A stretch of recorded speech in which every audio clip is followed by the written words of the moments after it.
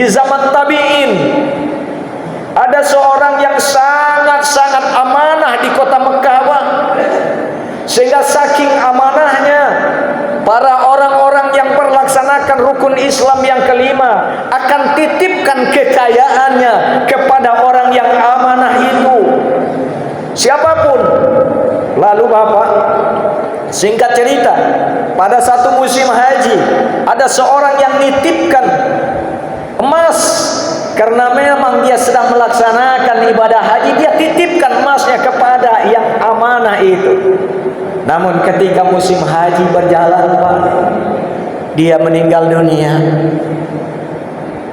Selesai ibadah haji, yang nitipkan tadi cari lagi rumah itu, minta untuk dimin kembali titipan barangnya itu. Ternyata yang amanah, oh, itu sudah meninggal dunia. Ditanya kepada anak, ternyata anak tidak tahu di mana tempat dia simpan emas itu.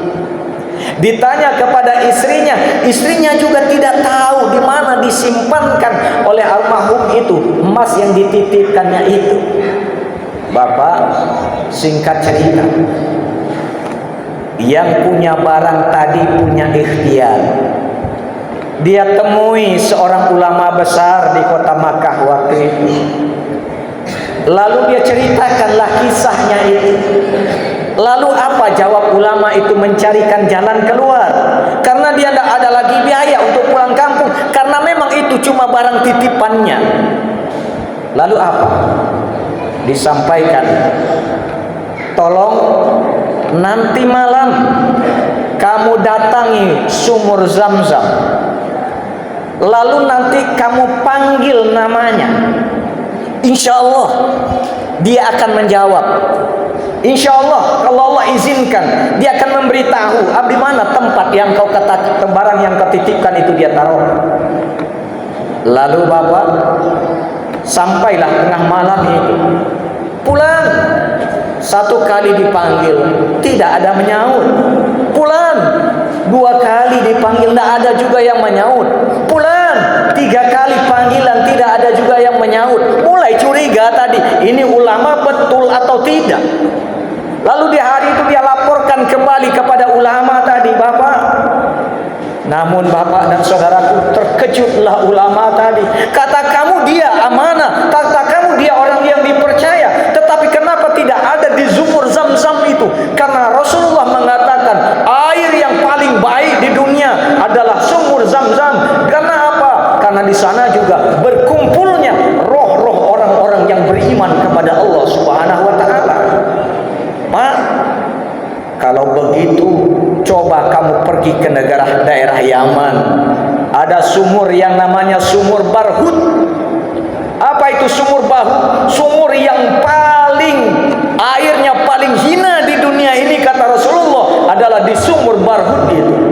Kenapa? Karena di sumur Barhut itu, kata Rasulullah, di sana berkumpul jin-jin kafir dan arwah orang-orang yang tidak beriman kepada Allah Subhanahu wa taala.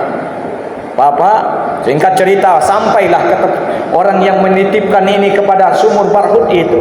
Dipanggil cuma satu kali panggilan, pulang. Iya saya. Terkejutlah dia. Kenapa ini di sini tempatnya? Sebelum dia tanyakan, di mana barang saya? Di mana kau tanyakan barang saya? Kemana kau letakkan barang saya yang saya titipkan dahulu? Oh, nanti sampaikan ke istri saya, sampaikan ke anak saya. Saya letakkan di sudut sebelah kanan tonggak rumah. Lalu di bawahnya itu ada emas kamu. Di situ saya letakkan. Saya timbun serapi-rapinya sehingga orang tidak ada yang tahu. Nanti gali. Sampai itu bertanya, kenapa engkau seperti ini? Yang kedua, tolong nanti kalau kamu sudah punya barangmu itu, bantu pula saya. Temui adik perempuan saya di daerah Madinah, di paling sudut sebelah kanan kota Madinah itu. Ada adik perempuan saya yang memang ekonominya sangat-sangat sulit, sehingga kami sekeluarga tidak pernah temui dia, karena takut kami dipinjamkan uang, takut kami dia minta uang kami. Karena memang selama ini adik perempuan itu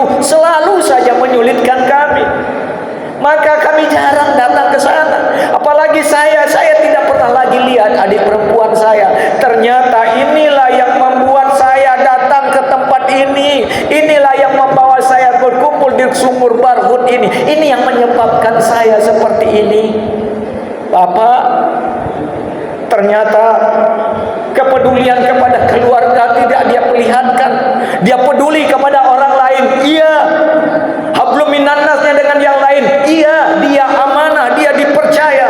Tapi dengan adiknya sendiri yang memang dalam kondisi ekonomi yang sangat lemah, dia tidak peduli, Pak. Akhirnya apa? Akhirnya dia dihinakan oleh Allah Subhanahu wa taala. Lalu dia mintakan agar dimaafkan. Singkat cerita, sampailah nanti yang diamanah itu mengambil uangnya, mengambil emasnya, lalu dia pergi sebagaimana yang disampaikan itu. Lalu sampai di sana dia minta maafkan kepada adik perempuan itu. Ternyata adik perempuannya, Pak, mohon maaf, tidak tahu kakaknya itu sudah meninggal dunia. Kok tidak ada yang kasih tahu saya, kakak saya meninggal dunia? Tidak ada yang kasih tahu saya. Saya maafkan kakak saya, tidak ada saya dendam sedikit pun dengan kakak saya. Saya maafkan dia, sampaikan kepada Allah, saya maafkan dia, ya Allah, saya maafkan kesalahan kakak saya. Bapak, selesai adiknya dimaafkan. Yang punya amanah ini ingin buktikan kata ulama itu. Lalu dia datangi lagi sumur Zam-Zam. 1 kali panggilan, pulang. Iya, saya. Subhanallah.